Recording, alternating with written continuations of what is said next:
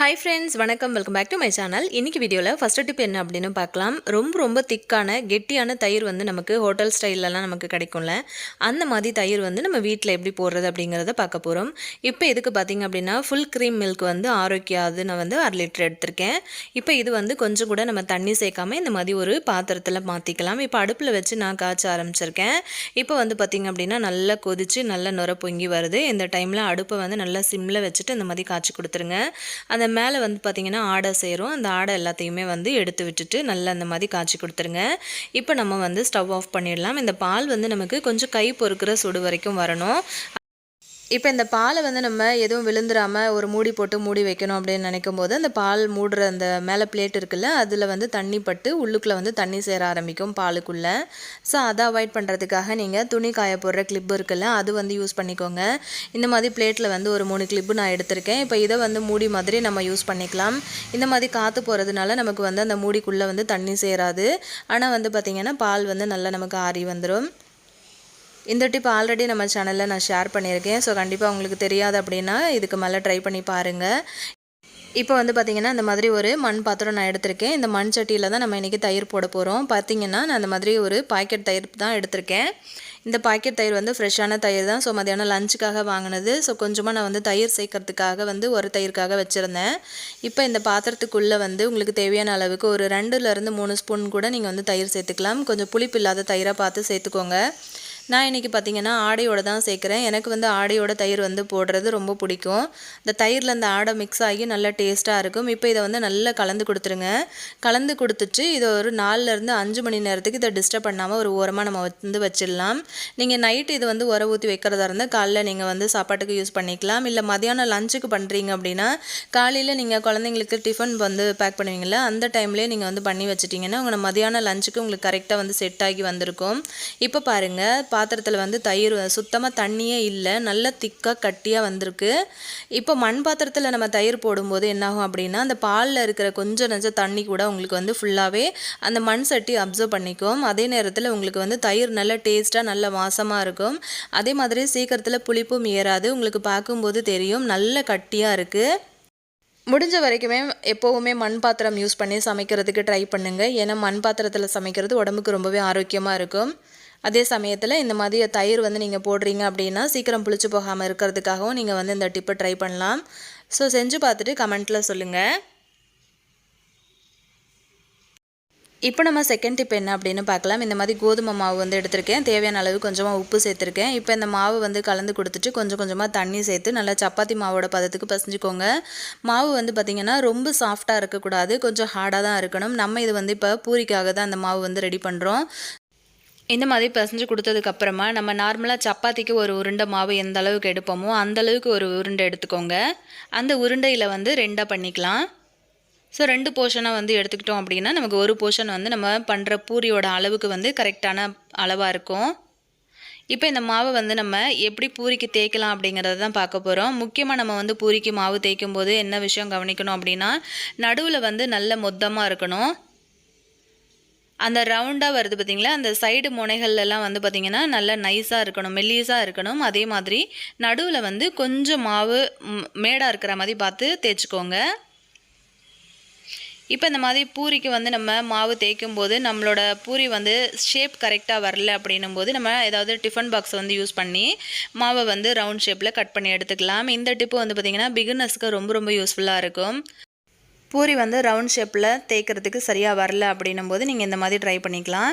So பாருங்கள் இந்த அளவில் நான் வந்து கட் பண்ணி எடுத்திருக்கேன். அந்த ஓரம்லாம் பார்த்தீங்க அப்படின்னா உங்களுக்கு தெரியும் எந்த அளவுக்கு இருக்குது அப்படின்னு. அதே மாதிரி நடுவுலையும் நல்ல கொஞ்சம் வந்து தடிமனாக இருக்கிற மாதிரி பார்த்துக்கோங்க. அவ்வளோதான். இப்போ இதை வந்து நம்ம எண்ணெயில் சேர்த்துக்கலாம். இந்த மாதிரி நீங்கள் பூரி செய்யும்போது உங்களோட பூரி வந்து நல்ல உப்பலாக வரும்.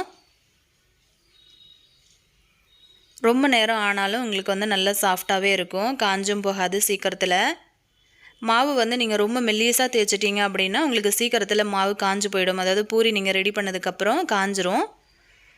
ஸோ கண்டிப்பாக வந்து நெக்ஸ்ட் டைம் நீங்கள் வந்து இந்த ரெசிபி பண்ணுறீங்க அப்படின்னும் போது இந்த மாதிரி ஒரு மெத்தடில் மாவு வந்து தேய்ச்சி பாருங்கள் எந்தளவுக்கு சாஃப்டாக இருக்குது அப்படின்னு.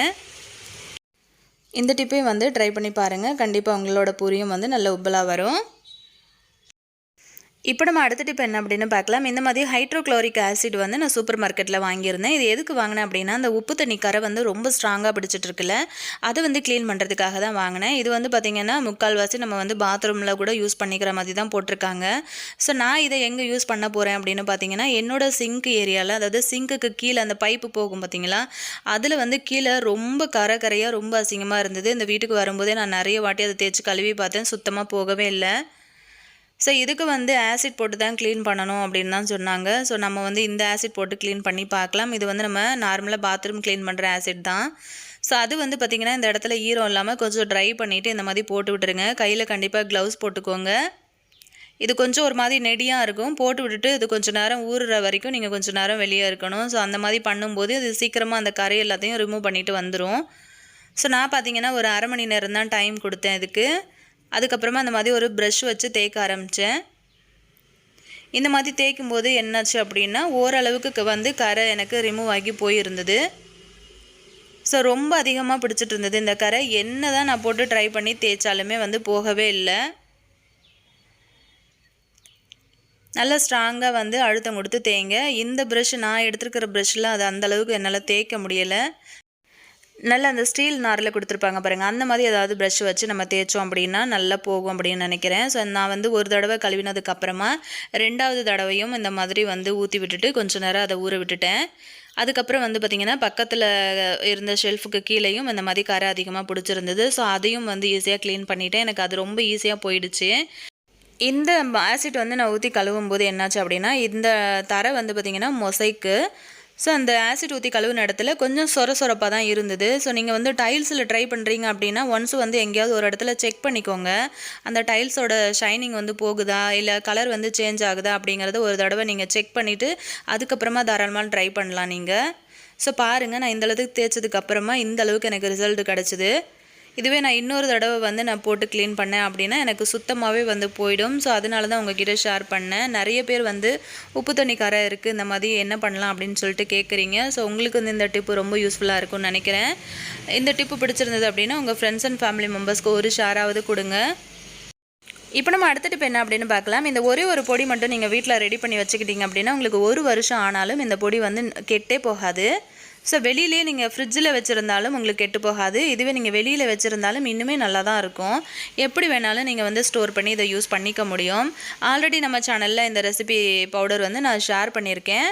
ஸோ வேணும் அப்படின்னா சொல்லுங்கள், டிஸ்கிரிப்ஷன் பாக்ஸில் லிங்க் கொடுக்குறேன். முட்டை குழம்பு, கருவாட்டு குழம்பு, மீன் குழம்பு, இந்த மாதிரி நிறைய ரெசிபிஸ் வந்து நம்ம இந்த ஒரு பொடி யூஸ் பண்ண முடியும். ரொம்ப வாசமாக இருக்கும். அந்த தெருவே மணக்கிற அளவுக்கு அவ்வளோ வாசமாக இருக்கும் உங்களுக்கு. இதுவே நீங்கள் புளி சாதத்தில் போட்டிங்க அப்படின்னா உங்களோட புளி சாதம் வந்து வேறு லெவல் டேஸ்ட்டில் இருக்கும். ரொம்ப சூப்பரான ஒரு பொடிங்க. கண்டிப்பாக இதோட ரெசிபி வேணும்னா சொல்லுங்கள், நான் டிஸ்கிரிப்ஷன் பாக்ஸில் லிங்க் கொடுக்குறேன், செக் பண்ணி பாருங்கள். இப்போ நம்ம அடுத்த டிப் என்னன்னு பார்க்கலாம். இந்த மாதிரி குட்டியான பவுச் நம்ம எல்லார் வீடுகள்லையுமே இருக்கும். இந்த பவுச்சில் ஏதாவது குட்டி பொருட்கள் தான் நம்ம வந்து போட்டு வச்சுருப்போம். இதில் வந்து நீங்கள் தண்ணி ஊற்றி வச்சிட்டிங்க அப்படின்னா ஃப்ரீசரில் உங்களுக்கு நல்ல இந்த மாதிரி ஒரு ஐஸ் க்யூப் மாதிரி இது கிடைக்கும். இதை வந்து நம்ம என்னத்துக்கு யூஸ் பண்ணலாம் அப்படின்னு பார்த்தீங்கன்னா, கிச்சனில் நம்ம சமைச்சிட்டு இருக்கும்போது டக்குன்னு ஒரு சூடு வச்சுக்கிட்டோம், இல்லைனா எண்ணெய் ஏதாவது பட்டுருச்சு, கொஞ்சம் எரிச்சலாக இருக்குது கையில், அப்படிங்கிற டைமில் நீங்கள் வந்து இதை யூஸ் பண்ணிக்க முடியும். ஸோ ரொம்ப யூஸ்ஃபுல்லான ஒரு டிப்பாக இருக்குங்க. ஒரு அவசரத்துக்கு நமக்கு இது வந்து கை கொடுக்கும். பாருங்கள், அது ரொம்ப ஈஸி தான். ஸோ கண்டிப்பாக இந்த மாதிரி வீட்டில் பவுச் இருந்தது அப்படின்னா நீங்களும் வந்து இந்த டிப்பை ட்ரை பண்ணி பாருங்கள். இப்போ நம்ம அடுத்த டிப் என்ன அப்படின்னு பார்க்கலாம். என்ன தான் லேடிஸ் வந்து காலையில் எழுந்ததுலேருந்து நைட்டு தூங்க போகிற வரைக்கும் வேலைகள் வந்து அதிகமாகவே இருந்தாலும் நமக்கு அப்படின்னு சொல்லிட்டு ஒரு நாளில் கொஞ்சம் நேரமாவது ஒதுக்கி நமக்கு பிடிச்ச மாதிரியான ஒரு சில விஷயங்களை வந்து வீட்டில் செய்யும்போது நமக்கே வந்து பார்த்திங்க அப்படின்னா கொஞ்சம் டென்ஷன் இல்லாமல் கொஞ்சம் ஹாப்பியாக இருக்கும். அந்த மாதிரி செய்கிற வேலைகளில் ஒன்று தான் நான் இன்றைக்கி உங்ககிட்ட ஷேர் பண்ணியிருக்கேன். எனக்கு வந்து பார்த்திங்கன்னா இந்த மாதிரி பூச்செடிகளை மெயின்டைன் பண்ணுறது, அந்த பூத்தொட்டிகளை வந்து டெக்கரேட் பண்ணுறது அப்படிங்கன்னா ரொம்ப பிடிக்கும். ஸோ நான் பார்த்திங்க அப்படின்னா இந்த செம்பருத்தி செடி வந்து வச்சுருக்கேன். இது வந்து 20 லிட்டர் கேன் இருக்குல்ல, அதுதான் கட் பண்ணி வந்து வச்சுருக்கேன். இந்த கேனை வந்து அப்படியே வந்து வச்சா நல்லா இருக்காது அப்படின்னு சொல்லிட்டு இந்த அக்ரிலிக் பெயிண்ட் இருக்குது பார்த்திங்களா, 20 ரூபா அப்படின்னு சொல்லிட்டு கடையில் விற்குதில்ல, அந்த பெயிண்ட் வந்து வாங்கி நான் அந்த மாதிரி கலர் பண்ணியிருக்கேன். ஸோ வீட்டில் வந்து பார்த்திங்கன்னா சமையல் வேலை, குழந்தைங்களை பார்க்குற வேலை, அந்த மாதிரி வீடியோ எடுக்கிற வேலை எல்லாம் எனக்கு வந்து நிறையா இருக்கும். ஸோ இந்த மாதிரியான வேலைகளெல்லாம் முடித்ததுக்கப்புறமா எனக்கு அப்படின்னு நான் கொஞ்சம் நேரம் டைம் ஸ்பெண்ட் பண்ணுவேன். இந்த மாதிரியான விஷயங்கள் வந்து நம்ம பண்ணும்போது நமக்கு மனசுக்கு ரொம்பவே சந்தோஷமாக இருக்கும். பார்த்தீங்கன்னா இதுக்கு வந்து இன்னும் கொஞ்சம் எக்ஸ்ட்ரா ஒர்க் கொடுக்கலாம் அப்படின்னு சொல்லிட்டு தான் நான் அந்த மாதிரி பட்ஸு யூஸ் பண்ணிவிட்டு இந்த மாதிரி ஒயிட் கலர் பெயிண்ட் எடுத்து இந்த மாதிரி குட்டி குட்டியாக பூ மாதிரி வந்து கொடுக்குறேன். நான் இந்த மாதிரி தான் ஃபுல்லாகவே கொடுத்துருக்கேன். உங்களுக்கு வந்து இந்த மாதிரி ஒர்க்கு பிடிக்கும், இந்த மாதிரி பண்ணணும் அப்படின்னு தோணுச்சுன்னா தாராளமாக உங்களுக்கு பிடிச்ச மாதிரியான ட்ராயிங்ஸ் ஏதாச்சும் கூட நீங்கள் கொடுக்கலாம். பார்க்குறதுக்கு ரொம்பவே அழகாக இருக்கும் இந்த தொட்டி. ஸோ இந்த மாதிரியான விஷயங்கள் பண்ணும்போது நம்மளோட மனசுக்கு கொஞ்சம் திருப்தியாகவும் இருக்கும். இதுக்குன்னு நம்ம காசு கொடுத்தெல்லாம் எந்த தொட்டியும் வந்து வாங்க தேவை கிடையாது. ஸோ வீட்டில் இருக்கிற பொருட்களை பழைய டப்பா அதெல்லாம் தூக்கி போடாமல் இந்த மாதிரியான ஒர்க் பண்ணி நம்ம செடிகள் வந்து வச்சுக்கலாம். இன்றைக்கி நான் ஷேர் பண்ணின எல்லா டிப்ஸும் உங்களுக்கு பிடிச்சிருந்தது அப்படின்னு நினச்சிங்கன்னா மறக்காமல் உங்கள் ஃப்ரெண்ட்ஸ் அண்ட் ஃபேமிலி மெம்பர்ஸ்க்கு ஒரு ஷேர் கொடுங்க. இதே மாதிரி இன்ட்ரெஸ்டிங்கான இன்னொரு வீடியோவில் நான் உங்களை மீட் பண்ணுறேன் ஃப்ரெண்ட்ஸ். தேங்க்யூ.